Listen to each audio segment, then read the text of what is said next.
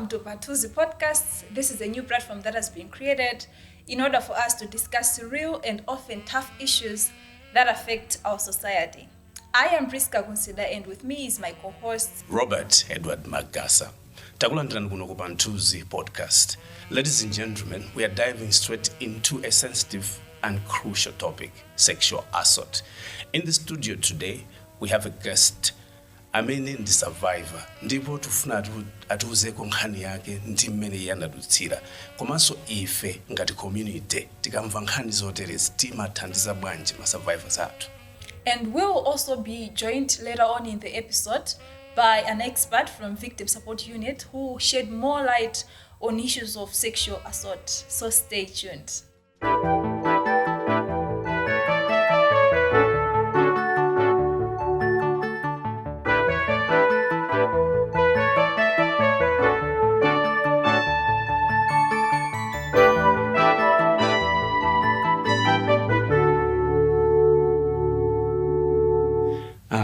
Takulandirani. Zikomo kwambiri. Ndipo mukhale omasuka. Zikomo. First of all, let me thank you so much for showing us how brave you are and showing your willingness to come forward to share your story. So maybe first of all, timve kuti kodi in your story yanu ndiyodani, what's your experience? What happened to you? Ine nkhani yanga ndiyayifupi. Kumano ndi nkhani mene ndikukula. Yakhale kundisowetsa mtendere kumadutsa kuzindikira kuti munthu ine ndinakumana ndi zinthu zoopsa. Ndili ndi zaka pafupi mina 8, mayi anga ndi bambo anga anali pa separation. Ndiye mayi anga anachoka ku nyumba amakhala mndawonishipina mplanta ya muno. Ndiye tsiku lina anadzabwera kudzatitenga ine ndi brother wanga kuti tikakhale nawo ku nyumba kumene wamakhala nawo kunali kwa mkolo awo. Tsiku lina mayi anga anachokapo ndi mulungu wanga kupita ku chipatala ku Queens. Ine ndinatsala ndi nyamata amene amagwira ntchito pa khomo. Ndipo ine mwachibwana ndimasewera mapanga masewera anga ngati mwana. Kenako nyamata uja ananditana na nyumba libwera udzadye. Ndiye ndinamuza kuti ine ndadya kale ndakuti ayi anamuza ndikuphikireso chips. Ndi nzeru zachibwana ndinathamanga kupita nyumba. Nyamata uja anatseka chitseko ndikunza chonse chitachitike pano. Ukangonena iwe kumpopompo ufa chiphalwa lichikung'amba. Ndene ndinayi ndimantha kuti ufuna udani ndakuti ngokhala chete. Mnyamata uja anandilengera kuchipinda kwake kumene amagona nyumba momo, ndipo anandivula ndipo ndigwiririra, koma munthu isana ndipweteke, koma ndinagwiriridwa ndithu. Mayi anga atabwera ndinawuza kuti awala ananditenga kupita kuchipinda, anandiza kuti umango yankhula zinthu zozamisala chifukwa chani pito zikangosewera ukone ndi zambiri zochita. Mayi anga sanakhaina nechipi chifukwa kuti pa nthawi imeneyo mene tinatsala ndi bambo anga ndine munthu woti ndimakhanga ndazimira kale pandekha ndimasamba ndekha. Ndiye neso chifukwa kuti panalibe upangiri uliwonse pamene uphungu lonse umene maudziwa kuti munthu wapangidwa zimenezo wachitidwa nkhanza mu njira ina yake. Ineyo ndinapezeka kuti basi ndinangokhala normal life.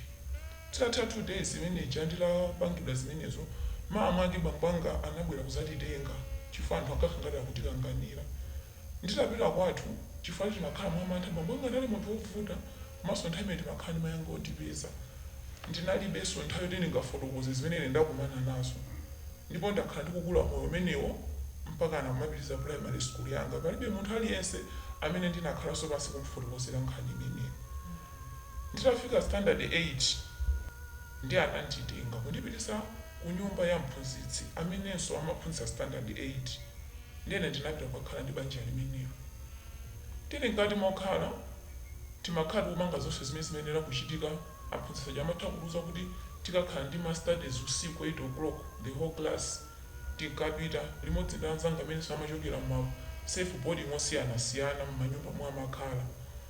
Titafika kumeneko timakhala tikuwerenga, komana aphunzitsi amapeza nthawi ina amathakuita select atsikana. Iwe ndi iwe tiye ndikakuphunzitseni masamu mwina the other class. Kapena let's go kumene mumagona. Komano chifukwa kuti ndinali ndi chibwana by then ndinali ndi 13 years. Sindinkakhala ndi mafunso pachina chilichonse chimene chimachitika, ndinkaona kuti ndimene zimakhalira. Mpaka na tsiku limene ine ndinakumana ndi fate yanga. Ndili ku nyumba kwawo akazi awo anachokapo tsiku limenelo anapita ku mudzi wawo limodzi ndi ana awo awiri anayendera nati witi azibala wena amene amakhala nawo kuti ali ku sukulu nyamata ndi mtsikana ndali kuma Sunday schools ya boarding kunyumbako tinkakhalako ndiso nyamata wa wantchito amene ankalima kumadimba ngati nyamata wa kumunda koma amakhalanso panyumba pompo panali ngati kaboy scooter titachoka ku sukulu usiku mwa rutini yathu ya daily kuti timapita kukawerenga timabwerako 9 o'clock titabwera ine ndinapita kulungu kumene ndimagona ndikukagona koma ndili mkati mwa usiku mogona ndinadabwa kuti pamalo pomwe ndimagona panali munthu amene anandifinya pakhosi nditadzidzimuka kuti ndikuwe anandiza kuti usakuwe ine sukundidziwa ndiye ndinanena kuti ibwanji munomo ndimudima sindikakudziweni ndiye mawu aja ndinazazindikira kuti munthu uyu ndi munthu amene ndimakhala naye munomo koma kuti nthawi imene munthuyo ali pamwamba panga ndithu ali wamaliseji atavula ndipo anandigwiririra ndipo tsiku limenelo ndi limene ineyo virginity yanga inachotsedwa ngati mtsikana nditatero zinandipwetika anandisiya amene paja ndikundiuza kuti nkhani imene ndisamvera uza wina aliyense sindinagone ndinakhala wamantha ndinakhalira kulira usiku wonse kudacha mmamawa zinali zondivuta kuti ndikanatuluka kuti ndayang'ane nkhope zinali zondivuta ndinangokhala kuchipinda kuti kenako iwo achatanyamba kupita ku sukulu ine ndinatuluka ndikusamba ndikuchokapo pakhomo aja sindinafunenso kuti ndiaone ndiye nditachoka ndinkangoyenda pana ndinakafika kusanje bomu kumene chimene ndinkakachita sindinkachidziwa I was just confused nditafika mmene kuti ndinakhala pa mtengo yake nthawi yayitali pana panafika maina ake amene ankapita kukaona odwala ku chipatala cha kusanje hospital andifate mtsikana ndakudutsa apa kalekale wangokhala pakutani ndiye ndinkangolira ndi amayi anandiuza kuti ungandiuze zimene wezachitika ku nyumbako ndiye ndinauza kuti ine ndimakhala ndi aphunzitsi amene bambo anga anazapempha kuti ndizikhala nawo ndipo ndinatchula dzina ndi amayi anadziwa ifana ali mphunzitsi otchuka ndi nthawi imeneyo ndimene ndimakhala selection ndakuti chachitika ndicha ndiye ndikuti abambo amene usiku amandipanga zopusa kale tinkangoyankhula choncho ndi amayi anati nkhani imene siyotu zingoyankhula anzakwazi kuseka ndi amayi anandiuza kuti wetu kuyenera ubwerere ku sukulu kumene umatati umaphunzira kunja kukuda iweyo ukangokhala kuno kuna ngaupanga bwanji ine ndati sindikutaniko sindikufunako mayi uja anandikakamiza ndiye ndinanena kuti kodi munthu ukapita ku polisi samakuthandiza anauza kuti nkhani imene akakumanga komanso komayankhula weyo utha kufa ndi amayi aja ananditenga kandikwezesa magalimoto amene amabwerera kumene machokera anandilipirira nditafika ku nyumba kuja aphunzitsi aja anayamba kundikalipira unali kuti tsiku lonse liwachumba ku sukulu ndilemba kalata kwa bambo wako kunena kuti weyo wamba kukana chani sukulu kenako mama akuti aja ndinanyamuka kupita no kwa anzanga amene amakhala safe boarding ndinali ndi nzanga mmodzi antakamuuza kuti iwe ineyo dzulo sindinabwere ku sukulu chifukwa chani ndinamuuza kuti ineyo dzulo sindinabwere ku sukulu ndimadwala bwanji kwanu kuna alibe fepa break tinabwera ndiye ndinambaso kugwisa misozi ndanusa kuti chachitika ndi chani ndiye ine ifala anali nzanga ndimacheza naye ndinambo kumufotokozera kuti ine umene ukhala kusindikufunako aphunzitsi aja dzulo anandipanga zakuti zokusa akuti wende okudandala zokhala zomwe sewamapanga zimene kuti wewe uphunzire mayeso ifeso la mapanga zimene zakamabwera kuno kuti kunyumba kwathu kuno ndipo siyankhuliso nkhani imeneyo utha kungofa komabe ngakhale ndinkaphunzira ndina affected for nthawi iliyonse ndikangoona aphunzitsi aja ndimapeza kuti ndamva kudani kulira zimandipweteka moyo mpaka inakwana nthawi ya mayeso ndinalemba mayeso atatuluka inakuza kuti sukulu imene tinalembako ife mayeso inapangidwa disqualify anatosa choncho ndiye ngakhale ndinkakhala ineyo kwathu kunalibeko munthu aliyense wamkazi amene amakhala nyumba except stepmother anga amene nthawi zonse amakhala kuti chimene ndingachite ngati mwana iwo amachitenga kuti inali claim amadzauza bambo anga kundimenya sindimathaso panga kumfaidi china chilichonse ndi munthu ina aliyense ndinkakhala nomoyo wandekha ndili mkati mokhala ndekha yonchija mayeso aja atitalephera bambo anga aja anandichosaso sukulu mende kundipitisaso sukulu ina kumwanza kuti ndikakhaliso ndi munthu ndiye ndinakana kenako anandipezera malo pazimwe Sunday school koma chifukwa cha moyo umene ndinkakhala atipa kuti relationship ndi mnyamata wina amene tinazathira kukhala chibwenzi nditi mu chibwenzi chimene chija ndinapeza kuti ndapezeka ndili ndi mimba kukhala ndi mimba kumeneko kunapangisana kuti ndikhale ndi distance yayikulu ndi family yonse yakwathu chifukwa bambo anga atadziwa zoti ine ndi mimba anandithamangisa pakhomo ndipo chindithamangiseni pakhomopo mwamuna yesu chifukwa cha mmene anamulandirira bambo wanga anapezeka kuti iyenso anagiva kuti bambo akakuoneka kuti ndiolusa kwambiri nenso sindizikwanisa even iso makolo anga akunena kuti hayi ife sitingakwanitse so ndinakhala moyo woyendayenda mangoyendayenda mie munditangolemba maiso anga form 2 ndinkangokhala mwazinsanga ndikapita kayani kwa anti yanga amanduza kuti bambo akakupeza pano tidana nawo chokapo so sindinkaeneranso kupita kwa m'bale wina aliyense ndakhala ndikungoyendayenda ndefaja zimenezo ndinakhala victim uno wazi bambo kuti munthu aliyense amene amanditenga kuti tiye ndikakupezere malo amandiberekera mwana ndinapeza kuti naye ndi ana kwana nditapeza kuti ndi ana 4 nambokuganiza kuti kodi naye moyo wanga usakhalabe umene mpaka liti aliyense akundikana ngati ndilibe chochita ananga wandizasamala bwanji ndiye ndinapezano kuti mwana wachifolo amene ndinaberekeredwa ndinapita kwakakamira kukhani makolo ake anyamata kuti muzimulera mwana wanga ine ndifuna ndizipita ku sukulu ndimapita ku sukulu masana kumakagwira ntchito mpaka ndinamba form 3 kenako ndinadzapita mu form 4 ndinangophunzira modeli mumodzi fodi anthu omwe ndinkagwira ntchito aja anachoka so ndinalibenso kwina kuti ndingakagwire ntchito komano nthawi imene ndinalipira mayeso anga then ndinayamba moyo wanga umangokhala ndekha kumangoyenda ndiye ndinakalemba mayeso onse ndikumaliza mayeso amenewo ndinakhoza ngakhale certificate yanga siyabwino komano zinandipangisana kuti ndinapeza ntchito panopa ndine mphunzisi ndiponso mayitu nthawi imene ndimakalowa uphunzisi 2005 nkuti tisakulipira college ndiye ndinakalowa uphunzisi mene ndikumaswa kwale ndikumasamala ana anga nditamaliza sukulu yanga ndinapeza kuti ndayambano ntchito panopa ndine mphunzisi maso ndinapezano banja ndizibambo amene anandikhulupirira ndikunditengera ana anga ndikumalera mpaka napanopa ndine nonse yokhazikika pakhomo.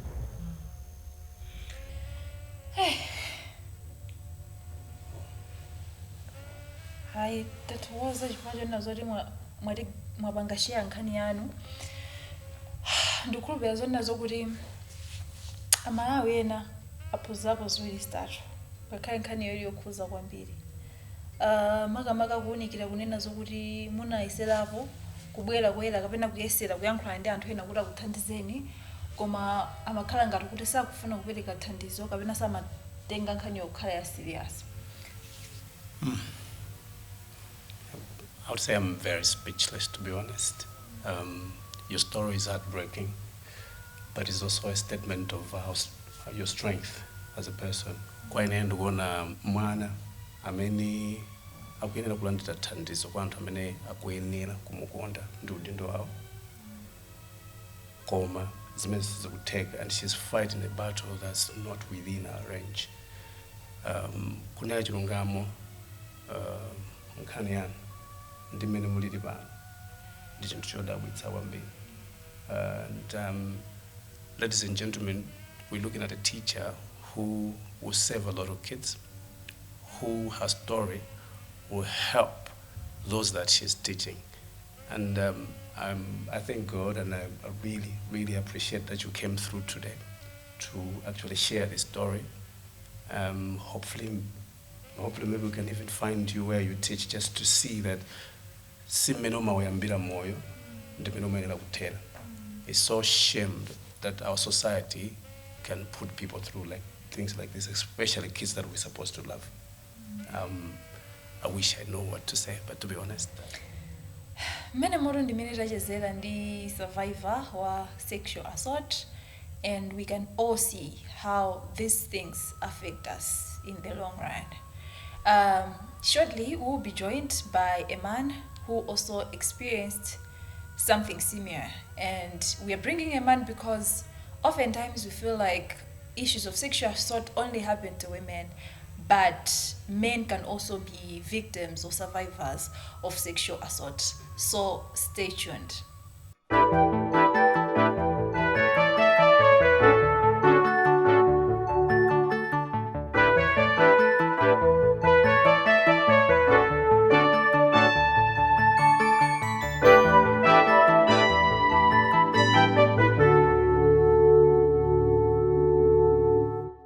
Welcome back.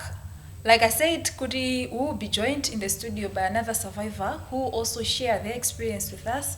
Kuti nafesa Malawi tiphunzirepo ziwiri zitatu. Takulandirani program yathu. Kanoma soka ndithu to share your story.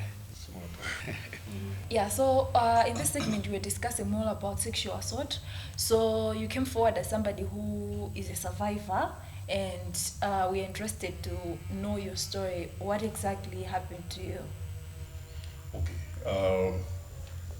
Chambira ndine kuti ndikamakamba za sexual abuse, sexual harassment. Nthawi zambiri timachita frame topic iyi in a biased manner. Timaona ngati kuti amayi ndi ma victims in any. Koma gentlemen also do suffer abuse. Coming to my story, it's not a long one. I was working for this media house in a newsroom setting, and this newsroom setting, it required you to be on shifts. Some shifts you start at 8 o'clock to 12 in the night. One shift which was problematic was 2 a.m. to 9 a.m. shift. That was the one that gave me trouble. So in short, there was this lady who maybe was interested in me, but I wasn't that much interested. So what was happening was that sometimes we would be paired on a shift. We a shift, I demand the news from that media house. So each time we were in that particular shift, especially the early morning shift, she would be causing problems for me. She would be grouping me wherever she wanted. She would be actually saying me, I want you to pay me, and it must happen indeed. To make it worse, she would say, look at my assets. And she would unbutton her blouse and show me the assets. She would roll up her skirt to say, this is what you're missing here. Very much uncomfortable for me. All right, so when you experienced that, what did you do about it? Did you talk to anyone? Did you take any action towards the lady or what? I shared this kind of problem to one or two people, the colleagues in the newsroom. Unfortunately, they were all men and they were laughing. She said, why don't you just hit her hard and she regrets having ever provoked you? Yes. Okay. In a setup where our culture deems us like strong characters, I would say I should approach you to come through to say a story like this, because a society will definitely treat you as those two men, and that's exactly how everybody else dreams like that.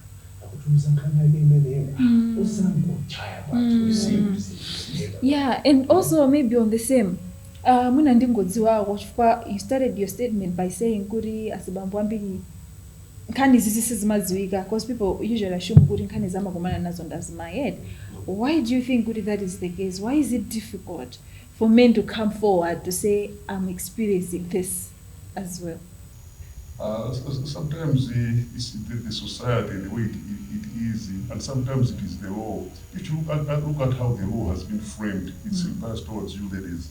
If they say defilement, you will not see the law being clearly saying for both men and women.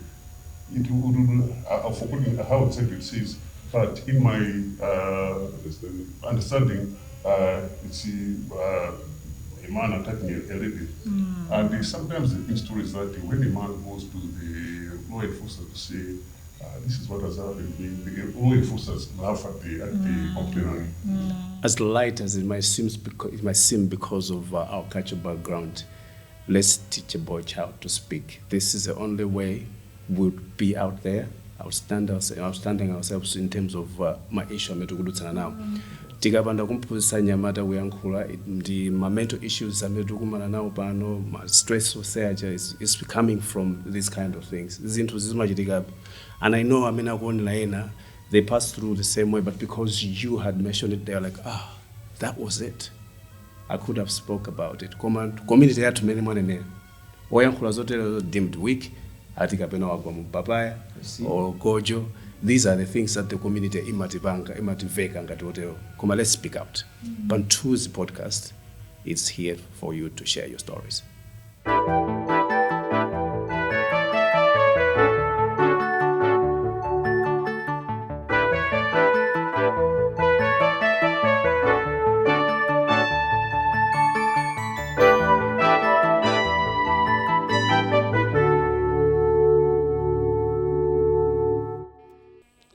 Welcome back. Now I would like to bring in our expert from Victim Support Unit. Takulandirani ku Pamthuzi podcast. Kazi nati ndani? Ine ndi Sub Inspector James JW Mchenyera. Ndichokera pa Suchi Police pamene ndimagwira ngati Station Community Policing Coordinator. What a powerful name. Mu episode imeneyi tamvapo nkhani imene mtsikana adagwiriridwa ali ku nyumba with a family member. Kodi ngati Victim Support Unit, udindo wanu umakhala otani kwa ma survivors sexual assault? Alright, ngati Victim Support kumbali ya survivors of sexual abuse. Choyambirira tima yenera munthu uja kumutumiza msangasanga ku chipatala. Mmene masiku anowa ku simplified it kuti onse amene apangidwa sexual abuse azipita direct ku one stop center imene imapezeka mzipatala zikuluzikulu ngati kuno ku Blantyre kuno tinaye pa Queens. Tikatero timayeneranso kuonetsetsa kuti munthu uja ali safe. Ali safe kumbali yonena kuti ena amene ampanga abuse aja akhoza kufuna kupanga zoti abise maumboni kapena ampangeso bribe kuti asinthe ma statement zimene kumapeto kwake zimazapezeka kuti zikulephera kuonetsa chilungamo chenechene chankhanija. Komanso 2 tabisa munthu amene ali threat to the community akhoza kupanga soko anthu ena. 2 timaonetsetsanso kuti munthu amene wapanga abuse uja akuyenera ndithu kulandira chilango choyenerera mogwirizana ndi malamulo. Yes, so akakhala kuti pali ma threat ena ku mbali ya moyo wake timamusunga befe ku office yathu ya Victim Support. Tili ndi kuthekera kumwe timakhala ndi ndrama imene machedwa kuti seed money imene timapanga business. Muzaona mapolisi ambiri ma station police ambiri amene ali maboma muzaona ndaza ndipo makhala fridge ya Southern Porters. Ma drink amene aja amathandizira kuti tizipanga generate ndrama zimene no ma survivor ja akabwera ku office kwathu tikuona kuti pali chopsezo tabwerere ku nyumba tisanapeze mamizi ndi a social welfare komanso amabungwe ena timawasunga be ku office kuja. So timayenera kuwapatsa comfortable place yoti azikhala. So we have got mattresses and some beddings. Ma station imene amoti makhala iviti ndi ma TV screens. Tikapezano njira yoyenera kuti no munthu uyu apite uku kumene angathe kukhala safe ngati kuona kuti kumene chidwa abuse kuja kukhalabe ma threat.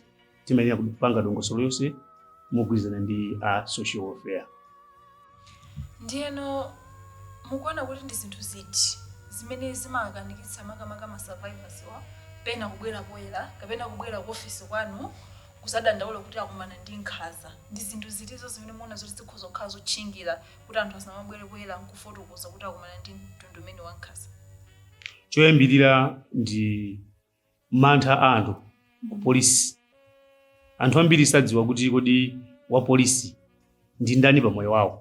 Akamuona wa polisi amaona ngati ntchito yake ikulu ndikugwira kumanga munthu kuponya musero kapena kunchita nkhanza munthu. So akakhala kuti apangidwa abuse amuone wa polisi ndiye ndikamuuze uyu. Mwinaso akandifunsa zambiri ndikalephera kufotokoza akandimanganso ine. So apezoti ambiri amalephera kupanga approach polisi chifukwa cha mantha chabe ndi polisi yawo. That's why we have got initiative imene timati confidence building kapena building trust. Imene ife ngati community policing timayenda midzi kuti anthu kwauza kuno kuti ife ya polisi ndife antchito anu. Tikati tili ndi mabwana athu ndinuyo anthu amene ife talembedwa ntchito ndi boma kuti tikuyang'anireni niyo ndi chani ndi katundu wanu. So ngati pali threat yonse kuzina ndi chitetezo chani approach police. 2 ndi chikhalidwe. Chikhalidwe chimati wononganso kwambiri kuti ena kumudzi kuja amaona ngati kuti pakuti ndi wamamuna wampanga abuse wamkazi ndiye kuti ndi wamkazi basi ayenera kutani kuti ayenera kugonedwa, kukana mamuna ndi tchimo. Ndiye even if you are being forced apeziwe kuti waja kuzitani akuzisiya kuti tsopano ndikapanga ripoti ndioneka ngati pena pake ndinosavinidwa. You see, chinanso chimene chimaononganso is just manyazi. Ndikapanga ripoti ndioneka ngati ineyo chitsiru, community yonse imva za ndani za ine. Ndiye ambiri amapeziwa kuti akulephera kupanga ripoti ma case ngati amenewa. Chinanso zikakhala makamaka zochokera mbanja imakhala nkhani ya udindo umene ulili mbanja. Suppose kuti mamuna is a breadwinner, ndiye ali ndi mkazi wake komanso ng'ono wake komanso mwina achibale akazi, akapangidwa abuse achibale achi, uyuyu amene ali ndi udindo munthu amayi wa nyumba kuti apange ripoti kupolisa mati ndikamangisa mamuna wanga ndi kuti banja lonse litani kodi lifa. As a result apeza kuti nkhanija akungoivindikira. Ma survivor wawa salandira treatment komanso chilungamonso sichitani sichioneka. Mwina kungofuna kudziwa panopa ukapezeka olakwa chigamulo chomakhala bwanji, like kuti what is the minimum sentence or the maximum sentence? Alright, ngati panopa amended law ya ma sexual abuses kumbali ya defilement ndio tukamba za kugonedwa kwa mwana amene ali wachipere woposakwana zaka 18. Maximum sentence is life imprisonment. Pamene poyamba paja inali pa 14 years. Yeah. So akakhala ngati ma rape cases zimatengera kuti kodi nature of the offenses nakhala bwanji. Nature of the offense ndi ukambapo kuti no zimakhoza kutheka kuti munthu akudandaula kuti ndagwiriridwa. Komano munagwiriridwa kuti ku Balotelli Lodge. Yamati so ku Balotelli Lodge mumayimbirana ndi munthu ifoni tika komano Balotelli Lodge mumayimbira kuti mukapemphere kapena makatani. So muona kuti timyatu ngati mili japena pake vile majestra bati aya wawa amadziwa chimene amakachita kuja. Koma mwina ife tino atafika mulumumo uyuyu sanafune kugona naye pala mulobe pali mlandu. So you see kuti kamlandu kachika makhoza kukhala dibe kasente ya makhoza kukhala kocheperako kuma still more will be punished. Ndiye pali ma rape yena unena kuti is aggravated rape, munthu jaditu by force ampanga amvlaza, maximum sentence is 14 years. Dzivele Muntola zinazitente zipewa. Thank you our viewers for tuning in. If you or someone else you know is a victim, please don't lose hope. Know that help is around. Speak out. And that brings us to the end of today's episode of Pamthuzi podcast, where we've been discussing the issue of sexual assault. This is one of the many critical issues that people don't usually talk about, but these are things that are affecting us. So in the next episode, we will continue this conversation where we shed more light on the challenges that survivors of gender-based violence, especially sexual assault, face. And we'll also bring in another expert who also shed more light on the same. You have been with me, your host, Priska Gunsida, and my colleague, Robert Edward Magasa. Until next time, bye.